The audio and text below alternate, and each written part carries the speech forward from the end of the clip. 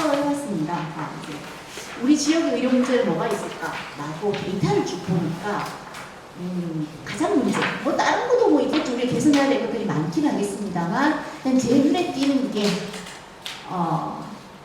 응급한 상황에서 빨리 찾아갈 의료기관의 주변에 없는 데들이 많다. 그로 인해서 특히나 시기가 중요한 질환에 있어서 건강 결과가 안 좋더라 라는 게 보이더라고요. 의료 지역 의료 체계 차원에서는 좀 해결해야 될 부분들이 아닐까라는 생각을 해봤습니다. 네, 그 다음에 이제 이게 왜 이런 문제인가인데 제가 아무래도 여쭤보니까 중간에 휴식 시간을 드려야 되느냐라고 이제 여쭤봤는데 드린다라고 이제 이야기를 해서요. 네, 잠시 한 5분 정도 드리면 될까요? 네, 5분 좀 화장실 갔다 오실 분만 네, 오시고 그 다음에 8시부터 시작하도록 하겠습니다. 주가 그 의대 입학 정원 증권 문제이지요. 네, 그게 이제 지금 이게 우리나라의 어떤 의료 체계의 여러 가지 문제들이 중첩해서 지금 보여지고 있는 건데요. 어떻게 보면 지역의 여러 어떤 의료 문제, 그다음 필수 의료에 왜 의사들이 안 갈까 이런 부분들이 다 우리 지금 의료 체계 가지고 있는 문제점들하고 다 엮여서 나타나고 있는 겁니다. 하나씩 좀 말씀을 드려볼게요. 사실 우리나라에 여러 의료 정책이 있겠지만 이 모든 게 다 건강보험 정책으로 사실 규격이 되고 있습니다.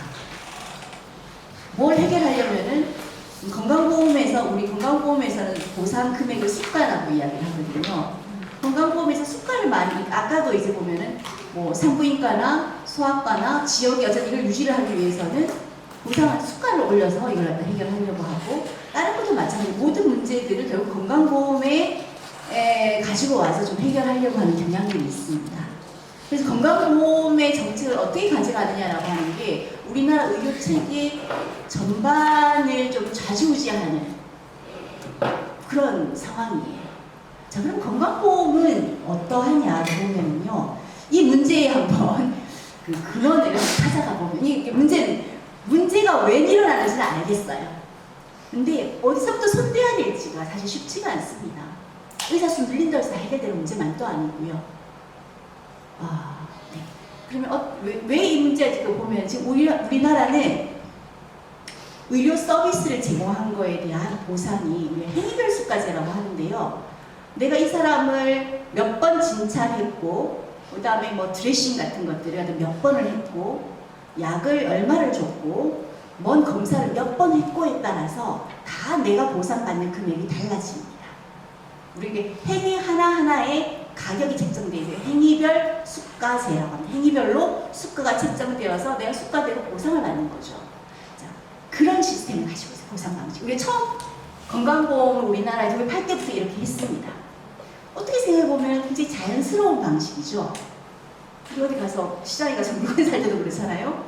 각각의 가격이 있고 내가 필요한 거 몇 개 사면은 어떤 가격을 몇 개를 샀느냐에 따라서 내가 지불해야 되는 금액이 달라지잖아요. 그러니까 굉장히 자연스럽게 느껴지죠. 받아들여지죠. 이게 우리가 지금 채택하고 있는 기본 보상 방식이라고 합니다. 다른 나라는 많이 바뀌었어요. 자, 그럼 이 보상 방식에서는 어떤 현상들이 나타난지를 보면은요. 그러니까 사실은 이제 뭐 의료인들이라 하더라도 기본적으로 경제활동을 하는 사람들이잖아요. 우리가 이제 숭고한 소명의식을 기대를 합니다만 또 이제 내가 어떻게 하는 게 조금 더 많이 벌 수 있는가라고 하는 게 내 행위에 영향을 미칠 수밖에 없어요. 그죠? 입장 바꿔놓고 생각하면 마찬가지일 거예요. 자, 그러면 내가 이 사람을 한 뭐 일주일 후에 와도 돼. 그런데 한 2, 3일 있다가 한 번씩 부르는 게 더 많이 보상받는 방식이죠.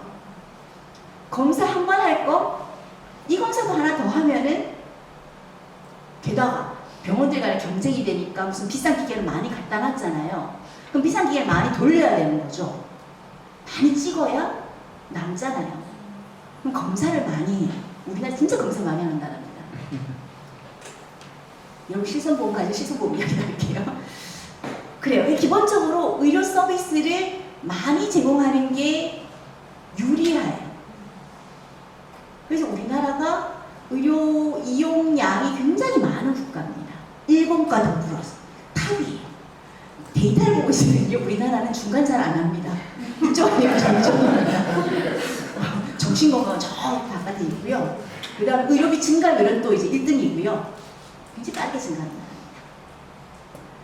그리고 의료 이용량도 굉장히 많습니다. 자, 이런 걸로 굉장히 오랫동안 왔어요. 그 다음에 건강보험에서 건강보험의 커버가 되는 게 있고 안 되는 게 있잖아요. 우리 건강보험의 커버가 안 되는 거 비급여라고 이야기를 합니다. 그럼 건강보험의 커버가 되는 거는요, 건강보험 쪽에서 이제 가격을 정합니다. 수가도 결정을 하고요. 그 다음에 이걸 하고 나면 청구를 하면은 제대로 했는지 너무 과하게 하진 않았는지 심사도 합니다. 불편하죠. 비급여는 의료기관이 마음대로 합니다. 가격도 내 마음대로 해요. 그러니까 의료기관으로서는 비급여를 많이 하고 싶은 어떤 그런 동기가 있는 거죠. 그러니까 우리가 지금까지 지난 정부 때는 가장 많이 했고 그 전에 이제 그전 정부 때도 계속해서 우리나라 딴 나라보다 질병치료에 필요한 서비스인데도 건강보험의 커버가 안 되는 게 많더라. 그래서 보장성 확대라고 합니다. 그래서 뭐 지금 CT, MRI 같은 거 많이 들어가잖아요. 많이 넓혔어요. 그러면서 기대하는 거는 비급여가 줄어들 걸로 기대를 해요. 많이 듭니다. 많이 넣고 했음에도 불구하고 보장률은 크게 변함이 없어요. 왜? 새로운 비급여가 끊임없이 만들어지고 있기 때문입니다. 이게 실손보험의 존재와 맞물려서 더 문제가 심각해지고 있는 거예요. 여러분 실손보험 가지고 있으신 분 많죠? 제 주변에도 있습니다. 저는 없습니다. 학교에서 기본적으로 하는 거 최저예요. 뭐 그런 것만 그러고 그래도 건강보험 쪽에 연구하는 사람이니까 나는 건강보험 하나로 다 되는 세상을 꿈꿔 이러면서 안 하고 있는데 할까 했는데 너무 비싸더라고요. 원래는 근데 실손보험이 왜 이렇게 비싸졌는지 생각해보면 실손보험도 보면 자기가 적자라고 계속 이야기하거든요. 실손보험에서 돈 나가는 거 대부분요 도수치료한 데 나가고요, 백내장한 데 나가고요, 사는 거하고 별로 상관없는데 돈 다 나가요. 그것 때문에 보험료 매년 올라가고요. 저도 지금 50견, 이제 열흘 전에 50견에 와갖고 정형외과 갔더니 그러니까 실손보험이 있는지 묻더라고요. 물으면 바로 비급여로 오세요.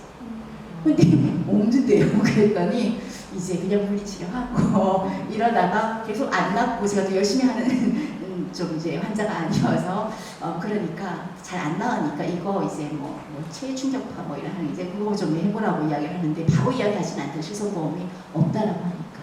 근데 실손보험이 있으니까 의료기관에서는 이 비급여를 갖다가 이제 많이 원하는 거죠. 환자들도 뭐 의료기관에서 환자가 본인이 다 돈 내야 된다는 부담스러워서 못 꺼내요. 근데 실손보험이 있다고 그러면은 그거 쓰시라고 하고. 제 주변에도 보면은요, 뭐 하루에 몇 군데 다니면서 도수치료도 하고 뭐도 하고 막 그래요. 지금 무슨 의료 서비스 이런 식으로 남용하다니 뭐 그러면 내가 보험료 내고 난 다음에 처음 쓰는 건데 이거 가지고 뭐하고 그러냐라고 이야기를 해요.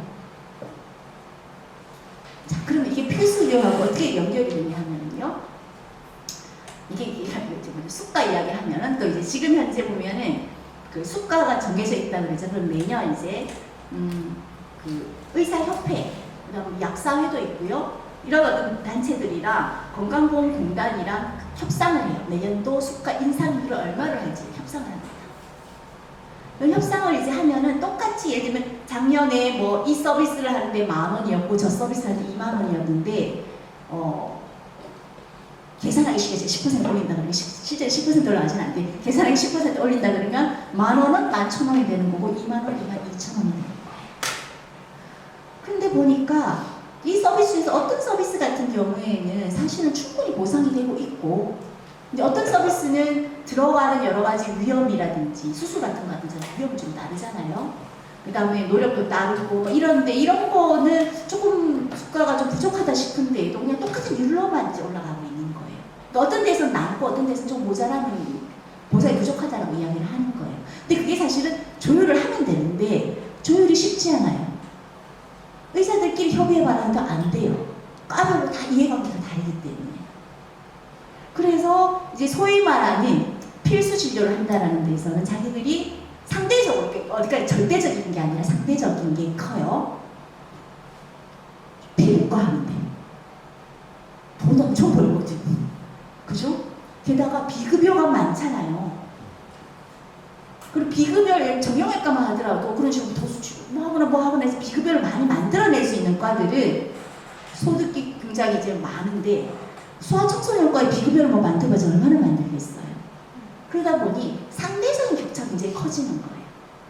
그러면 한쪽으로 몰리겠죠. 사실 사람 죽고 사는데 별로 상관없는 과들은 서로 가려고 해요. 그런데 진짜 꼭 필요한 과는 안 가려고 해요. 문제가 생기고 제가 아는 어떤 이제 그 소아청소년과의 중증소아 환자들 주로 보는 이제 선생님인데 전공이 안 온대요. 그래서 자기들이 그냥 교수가 당직 쓰고 한대.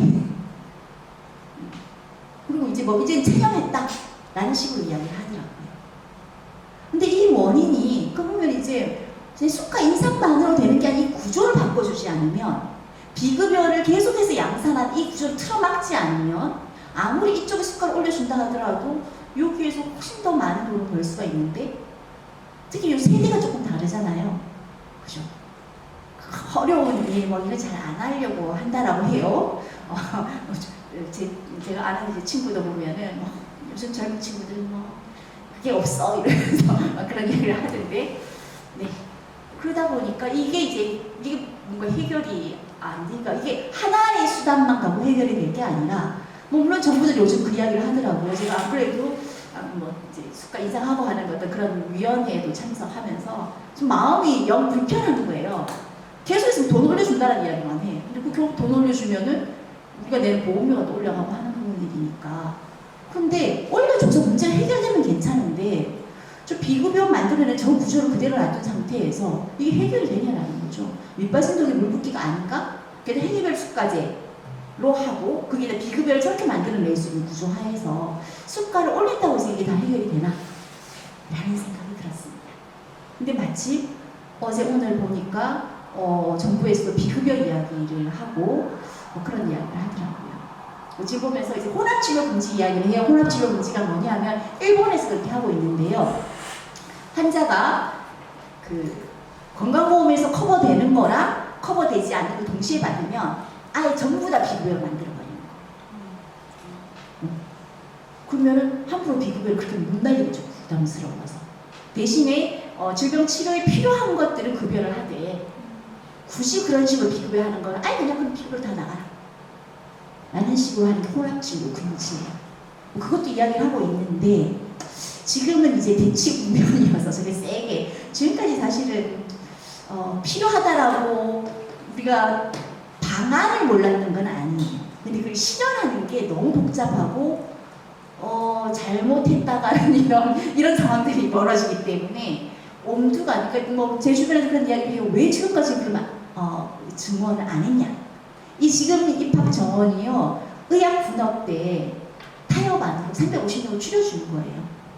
그 전에 있던 입학 정원에서 의학 분업에도 되게 저항들이 많았었잖아요. 그러니까 입학 정원 350명을 줄인 상태고 이게 지금까지 온 거거든요. 그러니까 주변에서 왜 그러면 그걸 지금까지 알면서도 손을 안 댔냐? 2020년에 손대라고 저도 많이 다들었잖아요. 쉽지 않은 거예요, 사실 이런 게. 왜 환자들이 달려있고 이러다 보니까 쉽지가 않은 부분들이 있는 거죠. 뭐 그런 부분들이 있습니다. 그 다음에 지역 같은 경우에도요. 이것도 의사수 늘린다고 해서 다 지역으로 올 건가라고 에 대한 의구심들이 다 있을 거예요. 늘렸는데 나 피부과 가는 거 아니야? 성형외과 가는 거 아니야? 뭐 이런 생각들을 하죠. 그러니까 다른 조치가 더 필요한 거죠. 그래서 하지 말자 라는 이야기와 이거 말고 다른 조치가 더 필요하다는 이야기는 또 좀 다른 거예요. 물론 지금 2,000명이라는 숫자가 적정한 거냐라는 건 또 다른 이야기예요. 저도 갑작스럽게 하는 거에 대해서는 그건 조금 아닌 것 같다는 생각을 개인적으로 좀 하고 있긴 합니다만 우리 지역이니까 지역에 충분하게 많은 의사들을 확보할 수 있느냐가 아무래도 중요하잖아요. 자, 그러면 지금 지역 의료가 약화되는 것 기전들을 보면요. 일단은 해결수까지가 연결이 돼 있어요. 환자 수가 많고 특히 돈 많은 환자가 많으면 의료기가 더 좋죠. 근데 지역은 우리가 지역 소멸 위기를 이야기하잖아요. 사람 수가 적고 어린아이들은 더 적어요. 그러니까 소아청소년과가 해답이 안 나오는 거죠. 그러니까 떠나는 거예요. 그리고 떠나면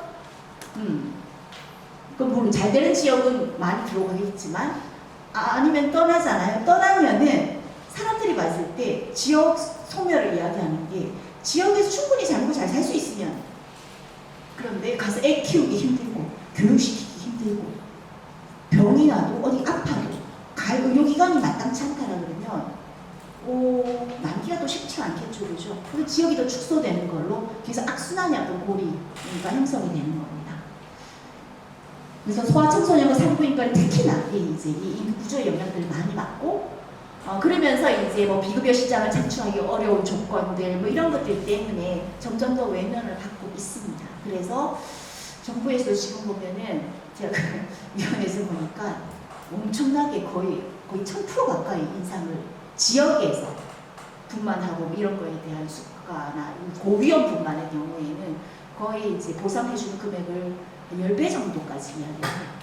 그 정도 파격적으로 해야 사람들 마음 돌릴 수 있다고 생각하는 거예요.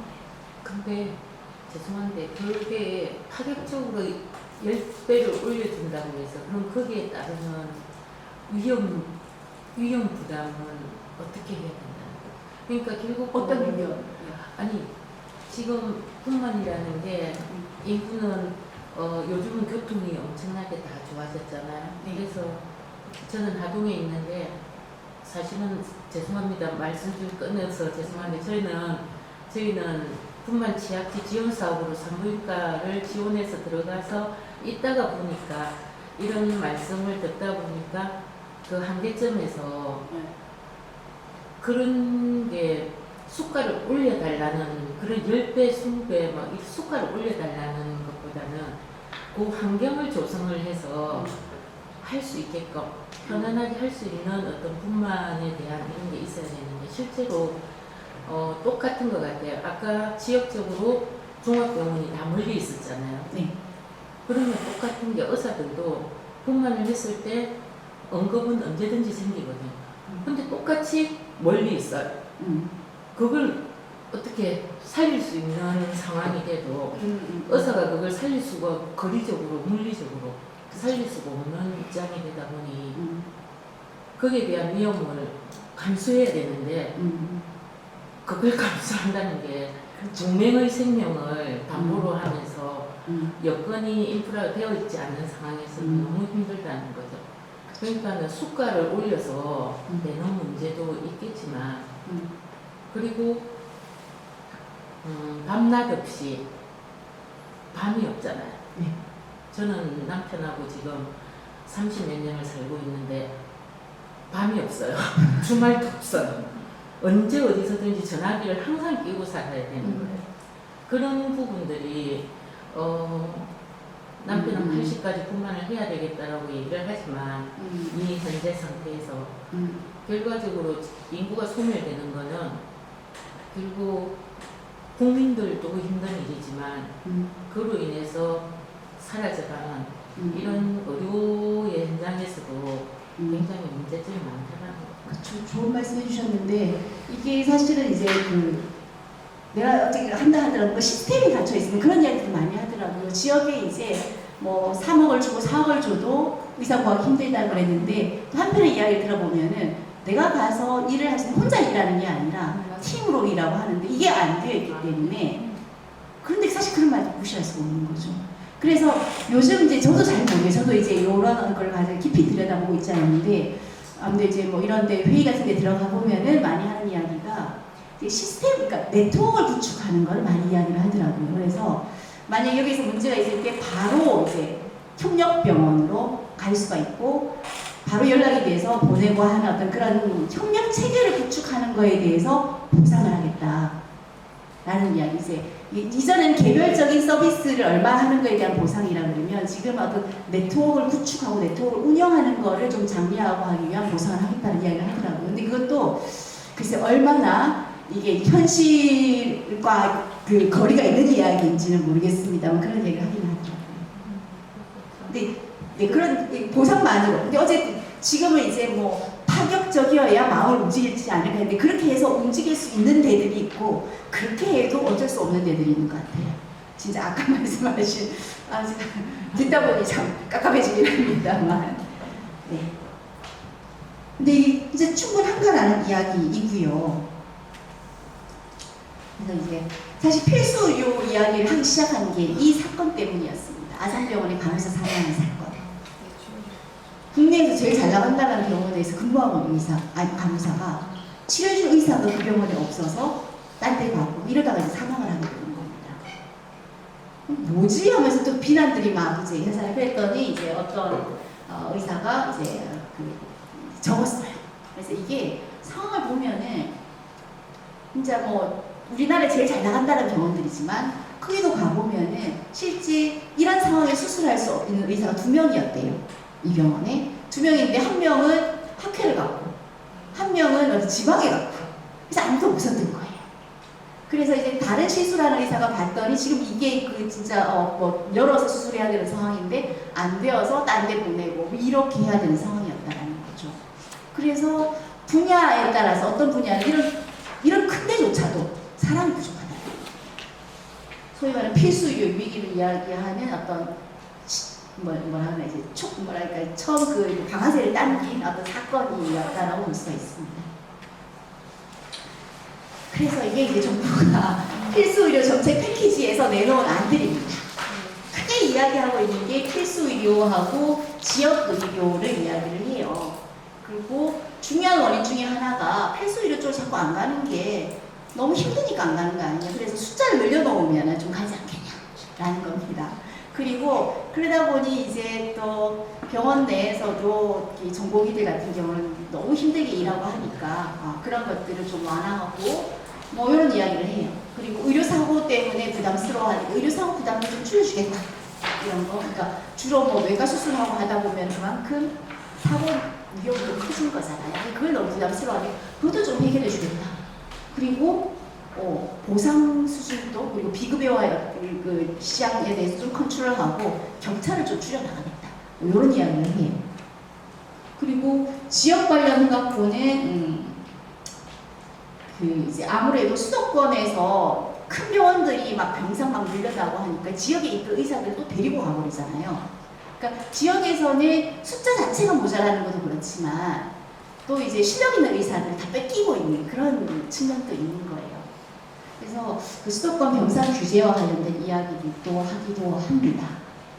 그리고 지역 완결형 의료 체계 그런 이야기도 하는데요. 그래서 지역의 그 중심이 되는 기관, 책임 의료기관 그리고 그거랑 좀 이제 연계되는 의료기관들을 묶어서 뭐 이런 이야기를 하더라고요. 특히 심내혈관 같은 경우에 아까 신속성이 굉장히 중요하다고 그랬잖아요. 그러니까 자발적으로 이제 심내질환 쪽에 이제 의사들이 뇌혈관 질환 쪽 의사들이 자기들끼리 카톡방을 갖다가 개설을 해서 떴다 그러면 자 이런 환자인데 어디 없냐 해서 막 그런 시스템을 만들었대요. 그래서 그거를 좀 제도화시켜보자 라고 해서 그런 식으로 네트워크를 구축을 하면은 그 네트워크를 운영하는 데 대해서 좀 보상을 하겠다 뭐 이런 이야기도 하고 있는데 문제는 이게 어디까지 효과가 있고 어디에는 예를 들면 지역도 이제 조금 어느 정도 되는 단위에서는 가능할 것 같은데 뭐 한 명 있고 너무 멀고 하면 그것도 쉽지는 않은 것 같아요.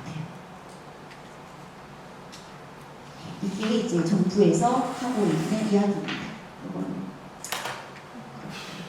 자, 그 다음에 오늘 제가 또 추가로 이야기를 하고 싶은 거는 이제 필수 의료 요즘 이제 이 현 정부 들어와서 이제 모든 정부마다 내거는 게 있습니다. 전 정부에서는 보장성 강화를 굉장히 중요하게 내걸었고요. 뭔가 차별화를 해야 되니까 현 정부에서는 이제 필수 의료를 갖다가 처음부터 되게 많이 이제 내걸었습니다. 근데 필수 의료라고 하는 게 이런 어떤 중증 어떤 뭐 이제 외상이라든지 심각한데 수술이 필요한데 사람 목숨 살리고 있어야 되는데 그게 없고 뭐 그런 거 소아과 산부인과 이런 이야기들을 해요. 근데 사실 어디까지가 필수고 어디까지가 비필수고 하는 게 구분이 명확하진 않은 것 같긴 합니다만 네. 그런데 지금 나온 대책에 빠져있는 부분들이 공공의료 강화에 대한 부분들이 좀 빠져있어요. 사실 우리가 코로나 경험하면서 공공의료 이야기 되게 많이 했었거든요. 공공의료 강화입니다. 다른 나라에 비해서 뒤에 조금 슬라이드 보여드리겠지만 다른 나라에 비해서 우리나라는 공공의료기관이 절대적으로 부족하고요. 공공병상수도 절대적으로 부족하고요. 그 부족한 공공의료기관을 돌려서 코로나를 막았습니다. 딴 나라 우리보다 훨씬 더 많아요. 사실 민간의료기관의 협조를 구하기는 쉽지는 않습니다. 그래서 거의 끝까지 공공의료기관 중심으로 해서 환자 받고 했어요. 자, 그런데 이제 코로나 끝나고 나니까 공공의료기관은 더 힘든 상황에 처해 있더라고요.